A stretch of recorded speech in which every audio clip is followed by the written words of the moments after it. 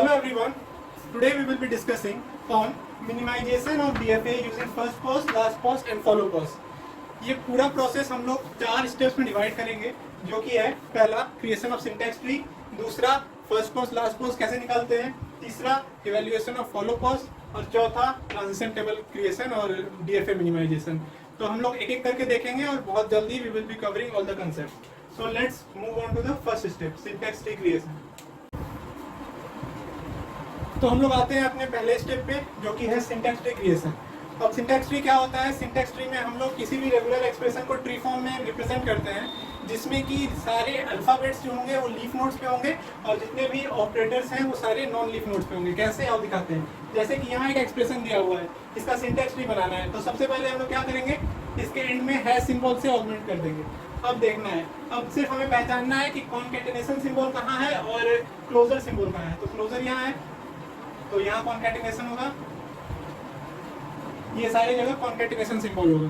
तो हम लोग फ्रॉम बॉटम टू अप बनाएंगे सिंटैक्स ट्री. देखते जाओ, ए और बी अल्फाबेट नोड्स पे और ऑपरेटर के साथ closure property concatenated with A, concatenated with B, concatenated with again B S. तो ये है सिंटैक्स ट्री इस एक्सप्रेशन में. इसी तरह कोई भी एक्सप्रेशन दिया रहेगा तो हम लोग ऐसे ही बॉटम टू अप अप्रोच के साथ उसका सिंटैक्स ट्री बना लेंगे. अब ये सिंटैक्स ट्री का क्या फायदा होगा वो हम लोग आगे बताएंगे. हम लोग सिंटैक्स ट्री क्रिएशन का एक और एग्जांपल लेते हैं. ये थोड़ा बड़ा सा एक्सप्रेशन लिया है मैंने. तो जैसे कि पहले बताया, सबसे पहले हम लोग लास्ट में एक हैश ऐड कर देंगे. उसके बाद बहुत सीधे से स्टेप्स हैं. ए क्लोजर बी, पहले देख लेते हैं कि कॉन्कैटिनेशन कहाँ कहाँ है. यहाँ है कॉन्कैटिनेशन, यहाँ है, ब्रैकेट और क्लोजर के बाद होगा कॉन्कैटिनेशन. ठीक है, यहाँ होगा और यहाँ होगा.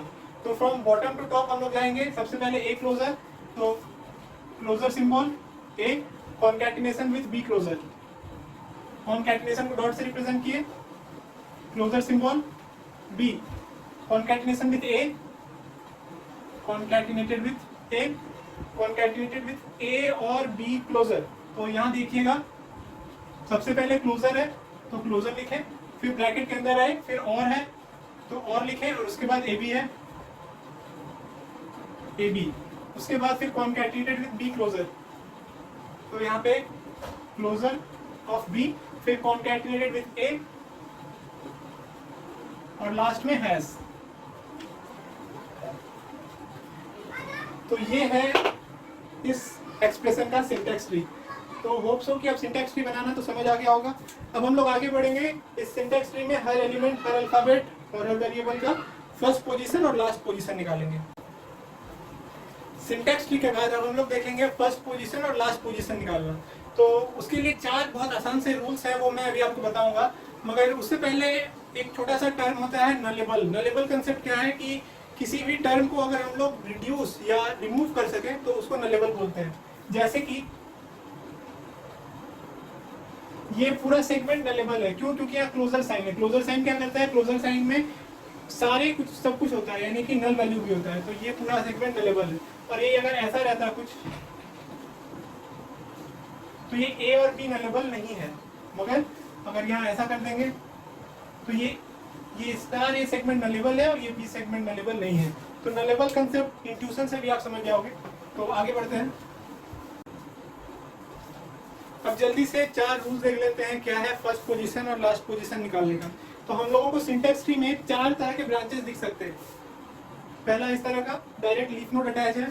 दूसरा इस तरह का क्लोजर के बाद फिर अल्फाबेट है. तीसरा इस तरह का और के बाद 2 अल्फाबेट्स हैं. या चौथा इस तरह का एंड के बाद ये है. तो अब एक चीज याद रखना है कि जो फर्स्ट पोजीशन होता है वो किसी भी वेरिएबल के लेफ्ट साइड पे लिखा जाता है और जो लास्ट पोजीशन होता है वो राइट साइड पे लिखा जाता है. तो हर किसी का एक फर्स्ट पोजीशन होगा, एक लास्ट पोजीशन होगा. हर जगह एक डैश दे दीजिए. तो जो अल्फाबेट नोड होते हैं, तो इसका एक जो रिप्रेजेंटेटिव नंबर मान लो आई है, तो इसका तो सबसे सिंपल है, फर्स्ट पोजीशन लास्ट पोजीशन दोनों आई हो जाएगा. ठीक है.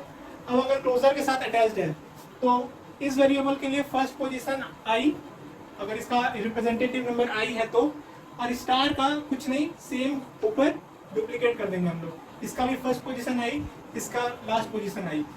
फर्स्ट पोजीशन लेफ्ट साइड में लिख रहे हैं, लास्ट पोजीशन राइट साइड में लिख रहे हैं, और ये रिप्रेजेंटेटिव नंबर है जो कि सिंटेक्स ट्री में हम लोग बताएंगे कैसे देना है। इस टाइप का कुछ रहे और में रहे कि और का बताना है फर्स्ट पोजीशन क्या लास्ट पोजीशन क्या। मान लो इसका फर्स्ट पोजीशन कुछ है 1, लास्ट पोजीशन 2, और ये भी फर्स्ट पोजीशन 1, लास्ट पोजीशन 2 और लास्ट पोजीशन।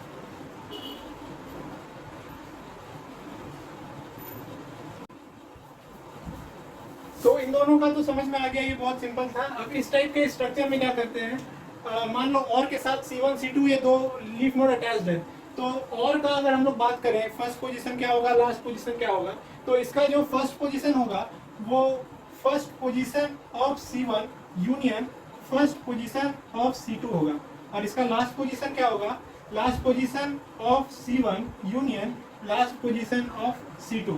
कहने का मतलब अगर इसका फर्स्ट पोजीशन 1 1 है, इसका फर्स्ट और लास्ट 2 2 है, तो इस और सिंबल का फर्स्ट पोजीशन होगा 1 यूनियन 2, बोले तो 1 कॉमा, और इसका लास्ट पोजीशन होगा union of last position of C1 and last position of C2, बोले तो।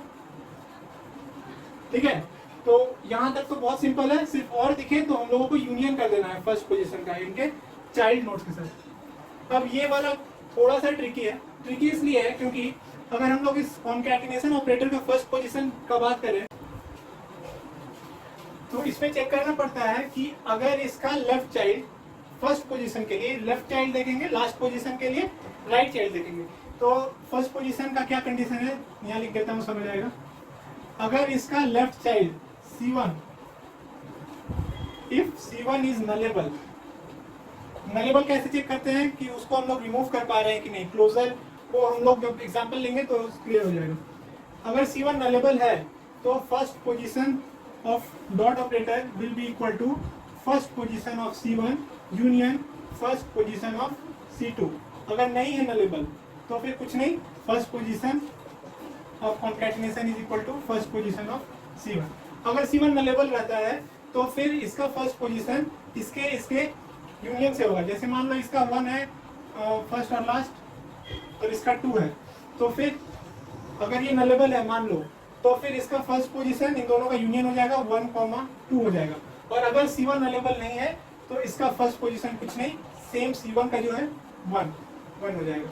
ठीक है, सिमिलरली लास्ट पोजीशन के लिए सीन उल्टा कर दो, लास्ट पोजीशन में राइट चाइल्ड को चेक कर लो, if C2 is equal to nullable, अगर हाँ C2 नलेबल है तो last position of this dot operator will be nothing but last position of C1 union last position of C2। और अगर ये नलेबल नहीं है एल्स, तो फिर कुछ नहीं, फिर last position is equal to last position of C2। बोलने का मतलब कि मान लो लास्ट पोजीशन के लिए ये नलेबल है, अगर ये नलेबल है C2 तो फिर इसका लास्ट पोजीशन 1 और 2 का यूनियन हो जाएगा। 1 और 2 हम एग्जांपल में लिख रहे हैं, एक्चुअल में हम लोग बताएंगे कि रियल क्वेश्चन में कैसे वहाँ रिप्रेजेंटेटिव नंबर दिया जाता है। और अगर ये नलेबल नहीं है तो फिर सीधा इसका जो लास्ट पोजीशन है उसी को रिप्लिकेट कर देंगे, यानी कि 2 कर देंगे। तो ये बेसिकली हम लोग का 4 रूल है, ये मेन यही 2 में लोग कंफ्यूज होते हैं। तो और सिंबल रहे तो कुछ नहीं करना है, यूनियन कर देना है। और अगर ये वाला कॉन्कैटिनेशन का सिंबल है तो फिर थोड़ा ये 2 केस को ध्यान में रखना है कि क्या नलेबल है या नहीं। लेफ्ट पोजीशन के लिए लेफ्ट चाइल्ड और राइट पोजीशन के लिए राइट चाइल्ड को चेक करते हैं। ठीक है, ये सिंटैक्स ट्री हमने पहले बनाया है। अब जल्दी से इसका सारे वेरिएबल्स का फर्स्ट पोजीशन और लास्ट पोजीशन निकाल लेते हैं। तो सबसे आसान तो लीफ नोड्स का है, एक एक नंबर असाइन कर देंगे। सबसे पहले 1 2 3 4 5 6 ये है सारे का रिप्रेजेंटेटिव नंबर। अब क्या है, नीचे वाले के लिए first position last position same as representative number हो जाता है। ठीक है, फर्स्ट पोजीशन लेफ्ट में लिखते हैं, लास्ट पोजीशन राइट में लिखते हैं। तो इसका तो फर्स्ट पोजीशन लास्ट पोजीशन हो गया। अब जल्दी से आते हैं ऊपर, और ऑपरेटर है। और ऑपरेटर में क्या करना था, दोनों चाइल्ड का यूनियन ले लेना था। तो इसका first position will B 1 2 union लिया, लास्ट पोजीशन अगेन 1 2 यूनियन लिया। ठीक है, अगर क्लोजर के लिए क्या था, जो नीचे है सेम हूबहू ऊपर डुप्लीकेट हो जाएगा। तो इसके लिए जो फर्स्ट पोजीशन इसका होगा सेम 1 2, लास्ट पोजीशन 1 2। अब इसके लिए देखिए ये वाले के लिए कंडीशन था, कंडीशन क्या था, फर्स्ट पोजीशन के लिए आपका लेफ्ट चाइल्ड अगर नलेबल है तो क्या ये नलेबल है, बिल्कुल क्लोजर नलेबल है, इसके नीचे कुछ भी रहेगा वो नलेबल होगा। तो ये पूरा सेगमेंट नलेबल है, यानी कि इसका जो फर्स्ट पोजीशन है वो यूनियन होगा इसके और इसके, यानी कि हो जाएगा 1 2 3। और इसका जो लास्ट पोजीशन है, लास्ट पोजीशन के लिए देखो ये नलेबल है राइट साइड, तो ये नलेबल नहीं है, सिर्फ ए है यहाँ, तो बिना क्लोजर का तो नलेबल नहीं होता है। तो ये लास्ट पोजीशन होगा, इसका जो लास्ट पोजीशन है वो आ जाएगा बोले तो 3। इसमें देखना है इसके लिए देखो लेफ्ट साइड नलेबल है, तो क्या ये पोर्शन नलेबल है, तो यहाँ पे एंड ऑपरेटर है, यहाँ पे क्लोजर है, चलो ये तो नलेबल है, मगर यहाँ पे सिर्फ ए है, यानी कि ये नलेबल नहीं होगा, दोनों तरफ होना चाहिए था नलेबल, तब ये नलेबल होता। इसीलिए इसका जो फर्स्ट पोजीशन है वो हूबहू उतर जाएगा C1 का। और इसके लिए देखो ये नलेबल नहीं है वेरी क्लियरली, तो last position will be same as B. Same यहाँ पे देखेंगे फर्स्ट पोजीशन नलेबल नहीं है तो same as this, last position same as this 5। इसके लिए फर्स्ट पोजीशन 1 2 3 और लास्ट पोजीशन 6। तो हमको लगता है कि सारे अल्फाबेट्स का फर्स्ट पोजीशन और लास्ट पोजीशन हम लोगों ने यहाँ निकाल लिया। तो ये बहुत सिंपल सा चीज है, फर्स्ट पोजीशन लास्ट पोजीशन निकालना। अब इसके मदद से हम फॉलो पोजीशन निकालेंगे। तो फर्स्ट पोजीशन और लास्ट पोजीशन के बाद अब बारी आती है फॉलो पोजीशन निकालने की। तो फॉलो पोजीशन निकालना थोड़ा सा ट्रिकी है, इसीलिए क्योंकि इसमें हम लोगों को थोड़ा 2 टेक्निक्स को याद करके रखना होगा। पहला कि इस सिंटेक्स ट्री में फॉलो पोजीशन के लिए हम लोग सिर्फ कॉन्कैट नोड और क्लोजर नोड को देखेंगे, इसके अलावा और कुछ नहीं देखेंगे, ठीक है। दूसरा, जितने भी नोड्स हैं हमारे पास, लेट से हमारे पास यहाँ 6 नोड है, तो बगल में एक टेबल बना लो और 1 से 6 तक लिख दो, ठीक है। अब देखो रूल क्या है जो कि ध्यान में रखना है। पहला रूल ये है कि जहां भी क्लोजर नोड दिखे तो इसके जो लास्ट पोजीशन के एलिमेंट हैं उनके फॉलो पोजीशन में उसके फर्स्ट पोजीशन के एलिमेंट्स होंगे। बोलने का मतलब कि 1 के फॉलो पोजीशन में 1 होगा, 1 के फॉलो पोजीशन में 2 भी होगा, 1 के फॉलो पोजीशन में 1 होगा, 1 के फॉलो पोजीशन में 2 भी होगा, ठीक है। 2 के फॉलो पोजीशन में 1 होगा और 2 के फॉलो पोजीशन में 2 होगा, 2 के फॉलो पोजीशन में 1 होगा और 2 के फॉलो पोजीशन में 2 होगा, ठीक है। अब देखो ये जहां भी ऐसा क्लोजर दिखेगा हम लोग ये प्रोसेस करेंगे। अब क्लोजर नहीं, अब क्या है, कॉन्कैट नोड है। तो कॉन्कैट वाले में क्या करना है, कॉन्कैट वाले में बहुत सिंपल सा चीज है कि जैसे यहाँ पे हम लोगों ने फर्स्ट पोजीशन वाले एलिमेंट्स को देखा था, मगर कॉन्कैट में हम लोग सिबलिंग के एलिमेंट को देखेंगे। बोले तो यहाँ इसका देखना है तो इसके चाइल्ड्स में आ जाओ और इसके 1 के फॉलो पोजीशन में 3 होगा, 2 के फॉलो पोजीशन में 3 होगा, 1 के फॉलो पोजीशन में 3 होगा, 2 के फॉलो पोजीशन में 3 होगा। आगे देखते हैं, इसका कॉन्कैट देख लिए, यहाँ पे भी कॉन्कैट है, तो इसके चाइल्ड में आ जाओ, 3 के फॉलो पोजीशन में 4 होगा, ठीक है। देख रहे हो सिबलिंग पे देख रहे हैं, 3 के फॉलो पोजीशन में 4 है। फिर अगला देखो, इसको देख लिए, इस पे आ जाओ, इसके चाइल्ड में ये है और ये है, तो 4 के फॉलो पोजीशन में 5 होगा, ठीक है, 4 के फॉलो पोजीशन में 5 होगा। अगला पे आ जाओ, यहाँ पे आ गया, ये देख लिए हैं, तो इसमें एक इधर 5 है इधर 6 है, तो 5 के फॉलो पोजीशन में 6 होगा, 5 के फॉलो पोजीशन में 6 होगा। अब इसका बात करें तो इसका तो है ही नहीं कुछ, इसके आगे तो कुछ है ही नहीं ना, यहाँ तो कर ही दिए, 5 के फॉलो पोजीशन में 6 है, ठीक है। तो हम लोग को ये मिल गया फॉलो पोजीशन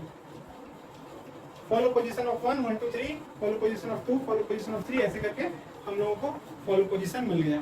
तो ये चीज ध्यान में रखना है कि ये कैसे हुआ।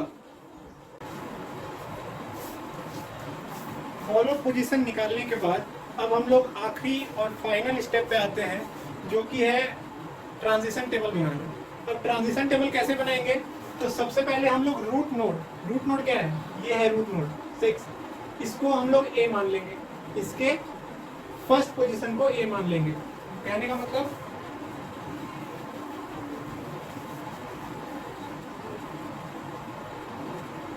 One two three is equal to A, ठीक है। अब जल्दी से सारा ट्रांजिशन हम लोग चेक करेंगे, कैसे, ए पे ए का ट्रांजेक्शन, स्मॉल ए का ट्रांजिशन कैसे चेक करेंगे। 1 2 3 क्या है, ये था हम लोग का 1, ये था 2, ये था 3, ये था 4, ये था 5, ये था 6, ठीक है। तो 1 2 3 में ए कितने बार आ रहा है, 1 पे ए आ रहा है, 3 पे ए आ रहा है, इसका मतलब कि 1, 3 पे ए आ रहा है ना। अब क्या करना है, अब 1 2 3 इज इक्वल टू 1 और 3 इज इक्वल टू क्या करेंगे, follow position of 1 union follow position of 3। समझ आया?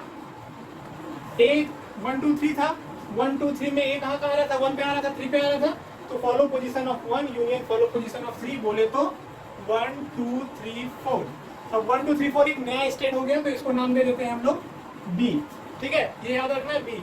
अब आगे आते हैं, अब ए का बी पे ट्रांजिशन देखते हैं क्या होगा। ए का बी पे, ए 1 2 3 है, तो 1 2 3 में बी सिर्फ 2 पे आ रहा है, तो फॉलो पोजीशन ऑफ 2 1 2 3। ठीक है,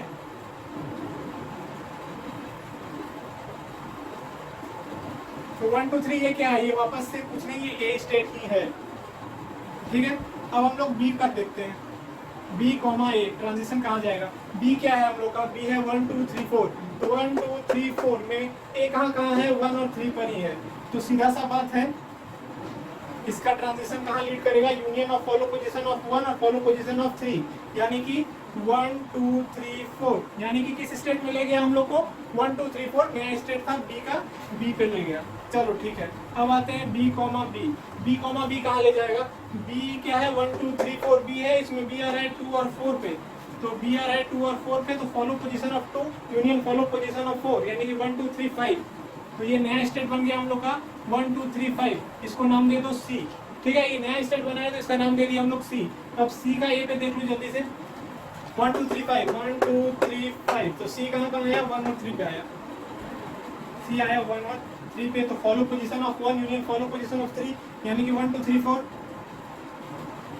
यानी कि किस स्टेट पे गए हम लोग, 1 2 3 4, यहाँ पे देखो बी पे गए।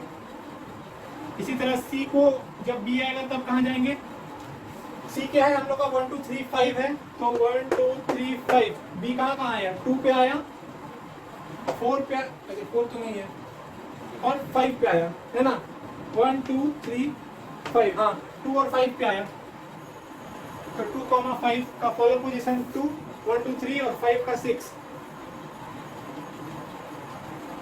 1 2 3 और 6। ठीक है, ये भी एक नया स्टेट हो गया, इसको डी मान लेते हैं, डी। अब डी का ए पे देख लेते हैं, कहाँ नीचे ही देखें, डी का ए पे ट्रांजिशन 1 2 3 6 1 2 3 6, तो ए कहाँ है, ये 1 पे है और 3 पे है, तो 1 फॉलो पोजीशन ऑफ 1 और यूनियन फॉलो पोजीशन ऑफ 3, यानी कि 1 2 3 4, यानी कि कौन सा स्टेट, 1 2 3 4 हम लोग का बी स्टेट था, यानी कि ये हम लोग बी स्टेट पे गए। और इसी तरह से अगला डी और बी देख लेते हैं, डी कहाँ है, ठीक है 1 2 3 6 1 2 3 6, तो बी सिर्फ 2 पे है ना, तो फॉलो पोजीशन ऑफ 2 बोले तो 1 2 3 यानी कि कौन सा स्टेट, स्टेट 8।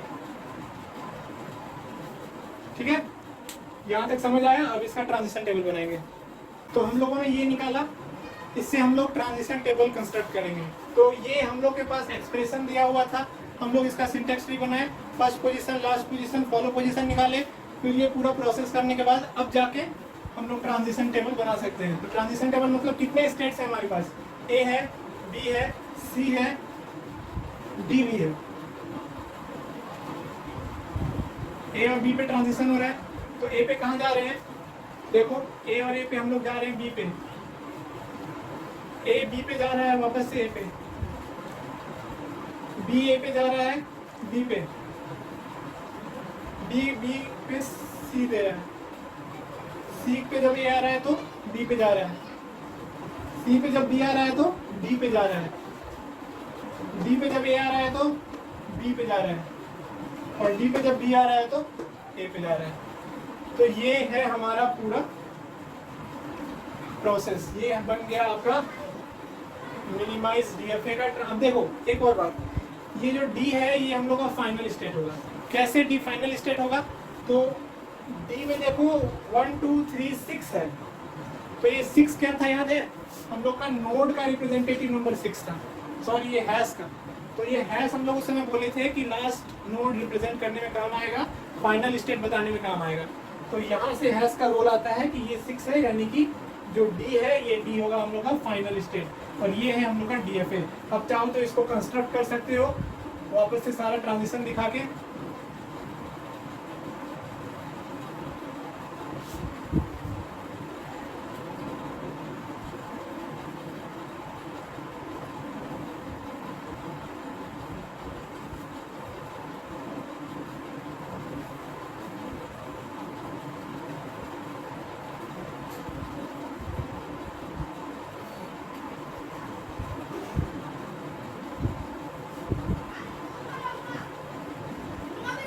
ये हो गया हम लोग का required minimise DFA using this 3। तो होप कि आपको ये वीडियो समझ में आया होगा। तो हम लोगों ने क्या किया, हम लोगों ने एक्सप्रेशन से सिंटैक्स ट्री बनाया, सिंटैक्स ट्री से ये तीनों निकाले, ये तीनों से फिर ये प्रोसेस करके हम लोग ये टेबल बनाए और टेबल से हम लोगों ने डीएफए कंस्ट्रक्ट कर दिया। तो thank you and all the best for your exams.